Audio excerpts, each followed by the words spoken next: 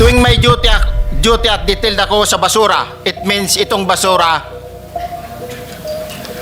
ito yung box ng pera na pinag-uusapan natin sa kasalukuyan. Tuwing may duty detail ako sa basura, pumupunta kami sa 28 Ladybug Corner, Dragonfly, Valle Verde 6, Pasig City.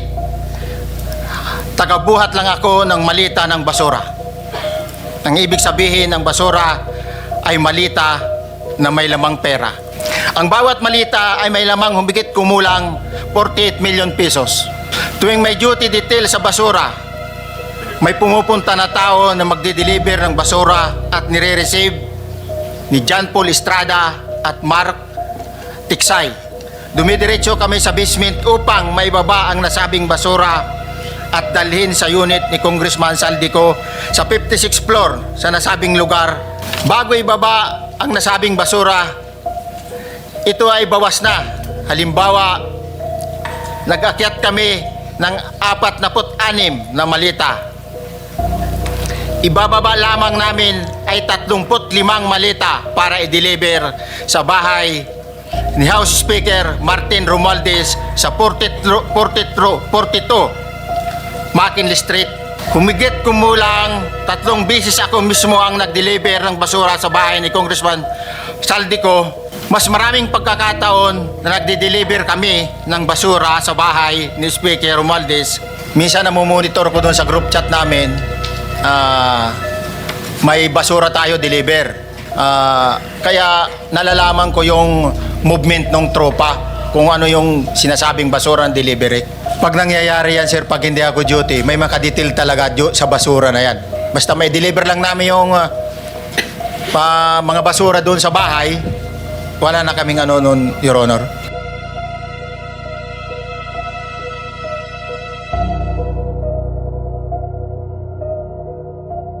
You may call him. Mr. Chair, I'm calling Mr. Orly Regala Gutesa para po humarap siya sa atin. Mr. Gutesa, kayo po ay umupo dito sa may gitna. Pakibigyan mo ng copy si Mr. Chair. Page. Bigyan mo si Chair. Mr. President. Bigyan mo si Mr. President.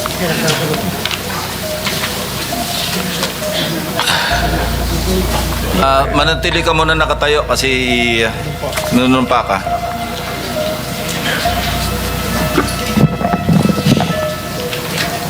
Raise your right hand. Yeah.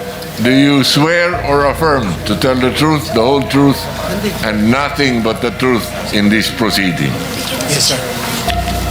Salamat. Take your seat, please. You may proceed. You may continue. Salamat po, Mr. Chair. Mr. Gutesa, kanina ako'y nagpapaliwanag para ipakilala kita. Narinig mo yung aking sinabi. Yes, Your Pwede Honor. mo bang i-confirm na kung ano yung sinabi ko ay yung nangyari kahapon? I confirm, Your Honor. Salamat po. At ngayon po ay hawak ko nga ang inyong sinumpaang salaysay na nung draft ito ay binasa ko. Ganun din nga po at wala namang pagbabago.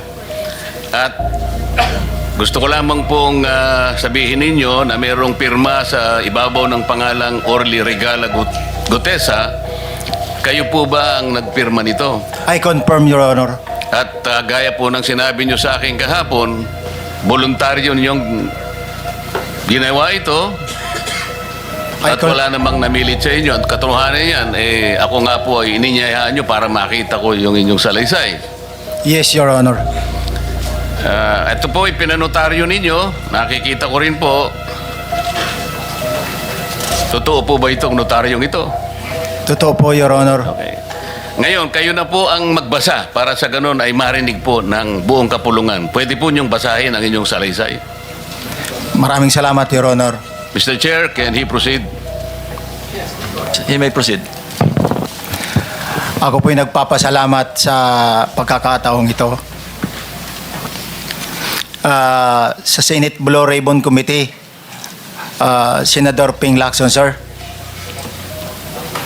At sa iba pang member na nandito po. Ako po si Orly Gutesa, may asawa, nasa tamang edad, Pilipino,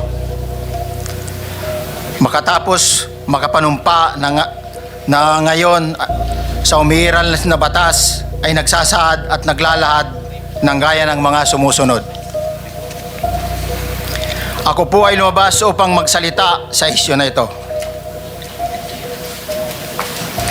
Bilang isang dating sundalo,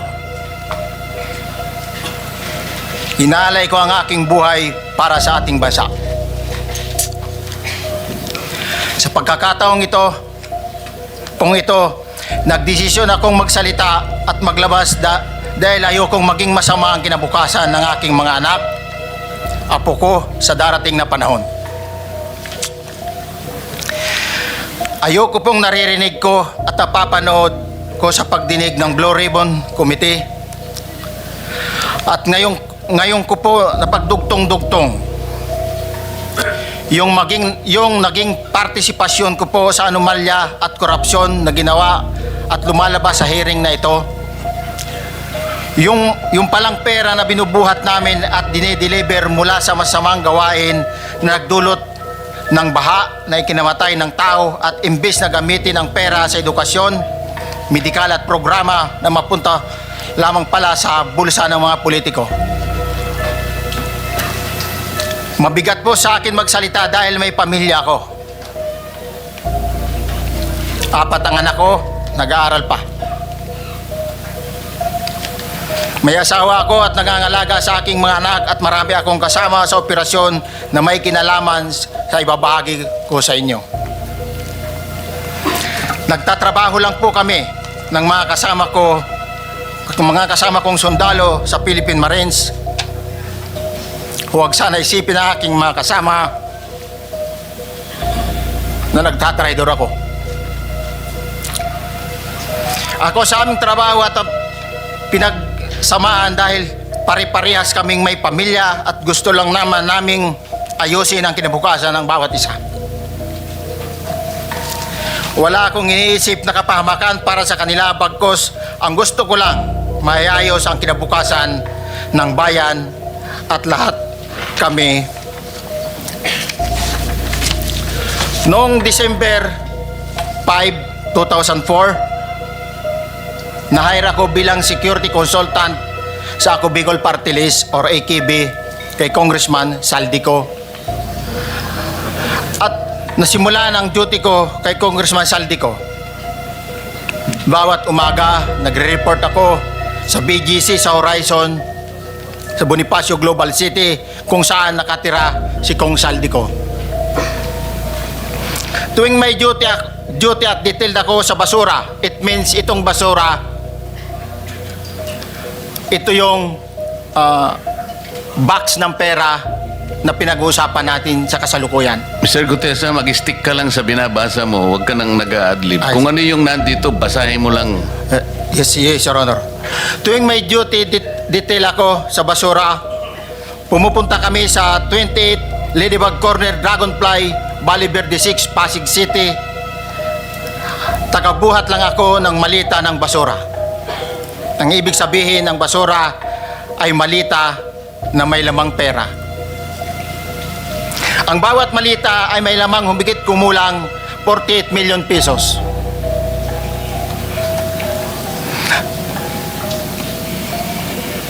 Ang bawat malita ay may post-it na nakadikit na nakasaad kung magkano ang laman ng bawat malita. Tuwing may duty detail sa basura, may pumupunta na tao na magde-deliver ng basura at nire-receive ni John Paul Estrada at Mark Tiksay. Ang mga executive assistant ni Congressman Saldico at sila ang mga detailed sa mga ganyang activities. Ang mga nangyayari kapag duty kami sa basura, kalimitang dinadala sa bahay ni Congressman Saldico sa Valle Verde 6 at tinatanggap naman ni Mark at ni Paul. Pagkatapos naming may baba ang nasabing basura, ipinapasok sa bahay ni Congressman Saldico sa Valle Verde 6 at binibilang ni Mark at ni Paul.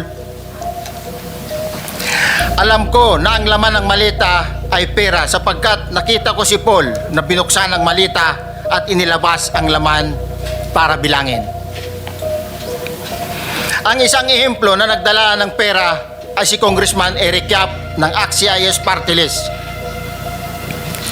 46 na malita ang dala niya sa bahay ni Congressman Saldico sa Valle Verde 6. Pagkatapos mabilang, isinakay namin sa mga sakyang patungo sa Horizon Residence sa Taguig. At dumiretso kami sa basement upang may baba ang nasabing basura.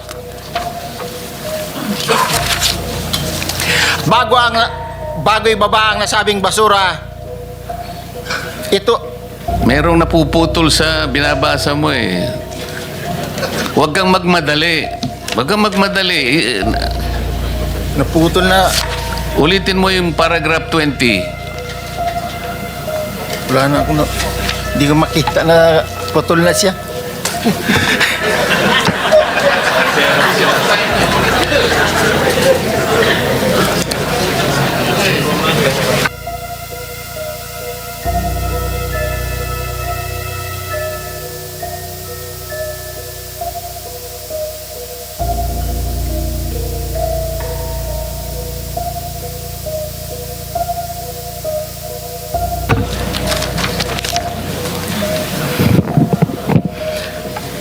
Pagkatapos, mabilang ang sinasakay namin sa mga sakyang patungo sa Horizon Residence, Taguig.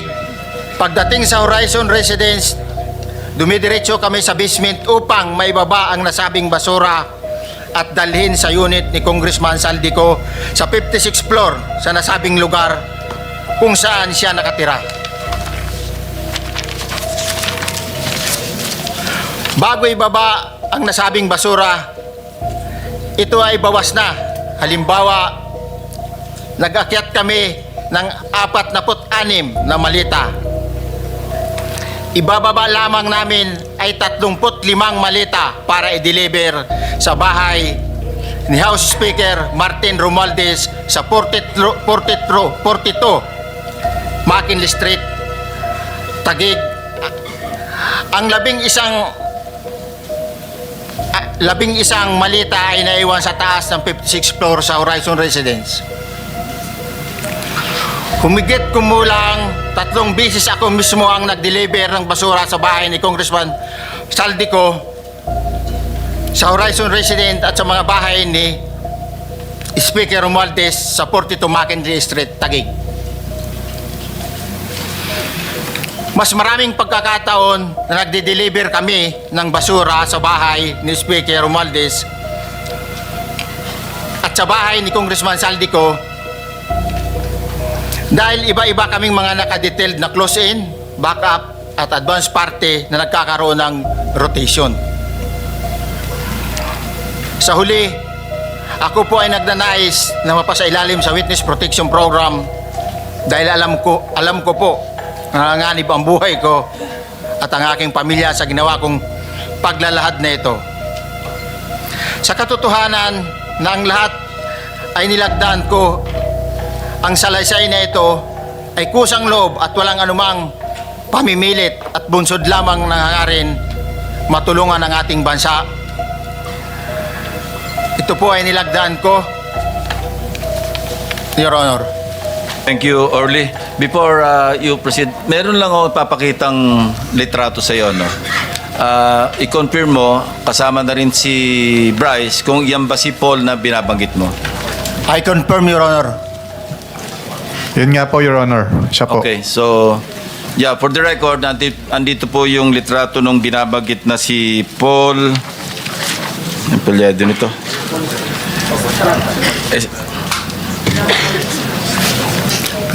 John Paul Estrada, di ba? Yes, Your Honor. Oh, sige. Thank you very much. You may continue, Senator Marcoleta. Thank you, Mr. Chair. Mr. Gutesa, dito sa iyong paglalahad ay gumawa ka ng isang paghalimbawa. Inihalimbawa mo si Congressman Eric Yap, ngunit isang tagpo lang yun eh. Ikaw ay na-hire ni Representative Saldico, sabi mo rito, ay December 5, 2024 pa.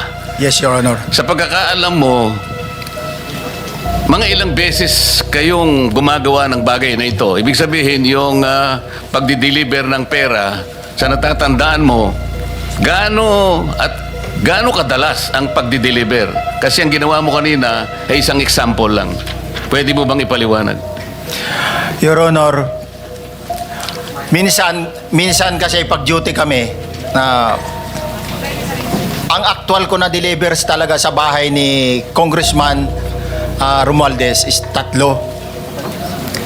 Tapos pag may duty kami, nagkakaroon ng detailed.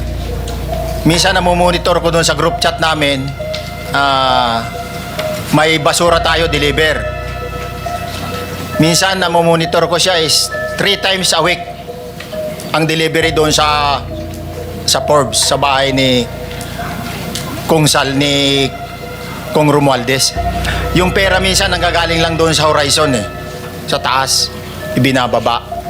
Tapos may detail lang na tao, namomonitor ko naman sa GC namin. Kaya nalalaman ko yung movement ng tropa, kung ano yung sinasabing basura ng delivery. Your So Honor. yung delivery o yung movement ng tropa nagaganap average 3 times a week. 3 times a week, Your Honor. Nagsimula noong December 2024. Yes, Your Honor. Hanggang ngayon ba ay naglilingkod ka pa kay Representative Saldico? Sa kasalukuyan po ay nag-resign po ako noong August 5, itong taon po na ito.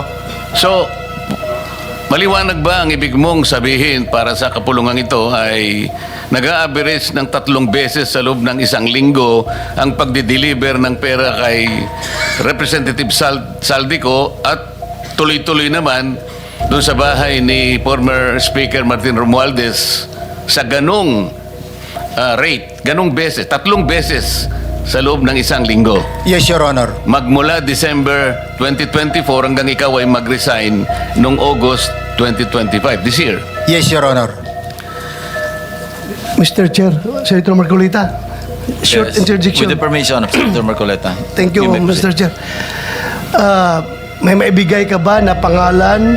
Kasi ang sinasabi mo lang ngayon, as far as you're concerned, during ikaw ay nagdo-duty, nagro-rotation basis yung duty. So pag wala ka, absent ka, iba ang nagdo-duty, iba rin ang nagtatanggap sa pera at nagdi-deliver. Am I correct? Senator De La Rosa, may I just remind you na isang follow-up. Pero kung gusto mo ituloy at pahig si Senator Marcoleta, naka-charge sa oras niya yung mga susunod na tanong. Okay? Oh, okay lang. Okay lang. Sige, boss, Meron nangiram lang pa naman ako sa iyo. Go ahead. Meron ko pa namang 4 na minuto pa mahigit yan. Yes, sir. So, sige. Very quick lang. So, pag hindi ka duty, may ibang nag-deliver ng pera kay Saldico at kay Speaker Romualdez. Pag nangyayari yan, sir, pag hindi ako duty, may makadetail talaga sa basura na yan. Pero ang authorized lang na mag-deliver at mag-receive niyan is yung 2 tao na binanggit ko, which is John Paul Estrada and Mark Tiksay. Okay. Thank you, Mr. Chair. Thank you, Senator Marcolita. Mr. Gutesa, sa panig ng pagdi-deliver sa bahay ni former Speaker Martin Romualdez, sinong tao ang nagre-receive? Sa mga ganon, sir, ang may contact, Your Honor, is yung si Paul at si Mark lang ang may contact doon sa receiver. So pagdating doon, nakabukas na yung gate doon sa Forbes, pumapasok na lang kami. Then pag nabuhat na namin yung mga malita na ibaba na, so lalabas na kami. Wala na kaming basta may deliver lang namin yung mga basura doon sa bahay, wala na kaming noon, Your Honor. Alin-aling bahay Yung ang 42. pinagdi-deliveran mo sa panig ni former Speaker Martin Romualdez? Yes, Your Honor, yung 42, yung dito sa may Forbes Park. Yun lang? Wala nang iba? Mayroon pa yung bago nakaraan doon sa 19 Nara, yung dating bahay ni Michael Yang. Sa pagkakatanda mo, mayroon pang ibang lugar na kung saan nagdi-deliver kayo? Sa Aguado, dyan sa Malacanang. Aguado? Excuse me, Senator Marcoleta. Sino Michael Yang?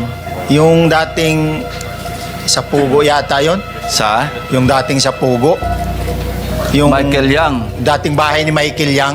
Dating bahay. Yes, Your Honor. Okay, thank you. Ibig mo sabihin, nabili ni Speaker Martin yung bahay ni Michael yan? Allegedly, Your Honor. Pero paano mo alam na bahay ni Speaker yun? Kasi doon na nagde-deliver yung tropa nung hindi na nagde-deliver doon sa 42, Your Honor.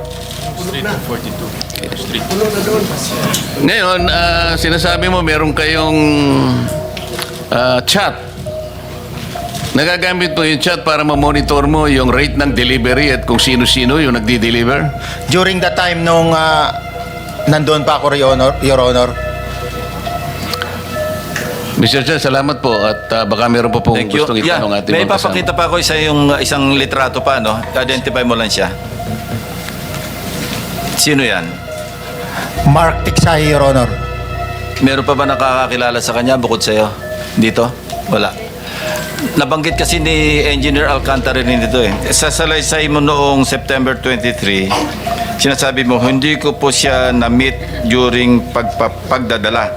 Ang tao niya po ay may alias lang na Paul at Mark. Na-meet mo ito si Mark, Engineer? Sa Valle Verde po, once lang po. So, kinukonfirm na si Mark Texa ito? Mark po and Paul, karaniwan po naman. Okay, thank you. Thank you, Senator Marcola. Mr. Chair, may tatanong lang po kung Yes. with the permission of Yeah, okay. Senator Marcoleta.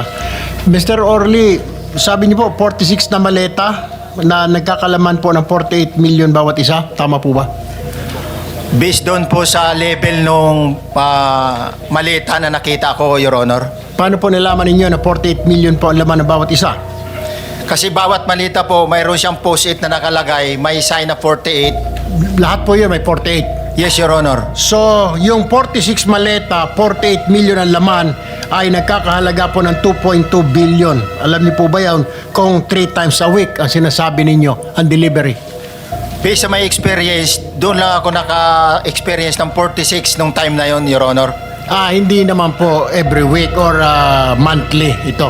Yes, Your Honor. So at one point, yung 46 na maleta, 48 million ang laman, 46 times 48 million ay 2.2 billion. Excuse me, Senator Marcoleta, paubaya mo na sa kanya yung oras na naiwanan mo, now 1 minute. Isang tanong na lang. Sige, okay. 2.2 billion. Ganun po yung multiplication eh. Siguro, Your Honor, yun ang lumalabas. So one time lang po ito. One time lang po, yung time ko lang yan, nung panahon na na-identify ko si Congressman Yap, Your Honor. Alright, maraming salamat po. Thank you. Yung paghalimbawa mo, kaya mo ginawa dahil yun ang pinakamalaki. Yes, Your Honor. Pero pangkaraniwan, dahil 3 times a week, mga ilan sa tingin mo yung karaniwang na i-deliver? Ilang maleta?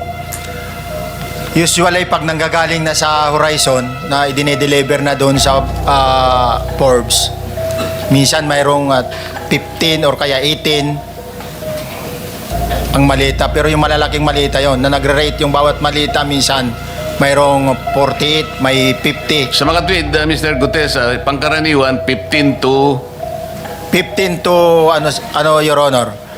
yun ang average, pangkaraniwan. Yes, Your Honor. Yung nabanggit mong manabigla ka sapagat malaki, 48, yun lang kay Congressman Eric Yap. Yes, Your Honor. Yun ang time na nakita ko talaga yung ganung kabalk Okay. yung balita na yun, Your Okay. Honor. Mr. Chair, payagan nyo sana akong magtanong lang ng isang tanong kay Mr. Diskaya.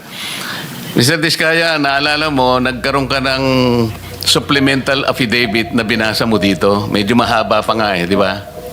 Naalala mo yung nakaraan? Ito yung supplemental affidavit mo Yes po, Your na Honor. may petsang September 23, 2025. Ito yung nakaraang hearing natin. Yes po, Your Honor. Napansin ko kasi nung pinakinggan ko tiningnan ko sa ating transcript, parang hindi mo binasa yung paragraph 30 na kung saan binabanggit dito yung DPWH Region 1. Chinek ko talaga kaninang umaga, nirecheck ko uli, hindi nasama sa binasa mo ito. Ano ito, nagkamali ka lang o... Your Honor, talagang hindi ko po nabasa dahil masyado na pong mahaba yung yung binabasa ko po. Hindi nga, sabihin mo na nagkamali ka lang, hindi mo sinasadya. Hindi po sinasadya. Pero dito po, wala rin po eh. Hindi nakasulat. Baka nakalimutan pong ilagay, kaya hindi ko po nabasa. Tsaka pinatigil po ako doon sa... Nakatigil... ito, sorry. Nagkamali po ng page. Ito po, 30 po sa Region 1. Meron pala. Oo nga, nandito yung paragraph 30, DPWS Region 1. Yes po, Your Honor. Pero nung checking ko yung transcript, hindi mo binasa ito. Opo, yes po, Honor, kasi mahaba na po. Hindi, nabasa mo yung 31 hanggang 37 eh. Ito nalaktaban mo yung 30. Kaya lang ako nagtataka, kaya tinatanong kita, sinadya mo ba to o nagkamali ka lang? Hindi po, Your Honor, kasi napatigil na po ako nung... Hindi nga, sagutin mo, nagkamali ka lang. Hindi po, Your Honor. Hindi po ako nagkamali. Ano nga? Sinadya mo? Hindi po, Your Honor. Bali, alam ko po parang pinatigil na po ako dito dahil masyado na po mahaba yung binabasa ko. Hindi, ganito. Pinatigil ka, nung pagpatuloy mo, nakaligtaan mo yung number 30. Hindi mahaba pa yan eh. Nalaktawan mo siguro. Yes po, Your Honor. Yeah. Para maliwanag lang. Oo, Hindi gusto ko lang sinadyang maliwanagan pinatigil. kasi Yeah. nabanggit ko na kanina na naimungkahi ko na sana'y tawagin din si Governor Chavit Singson.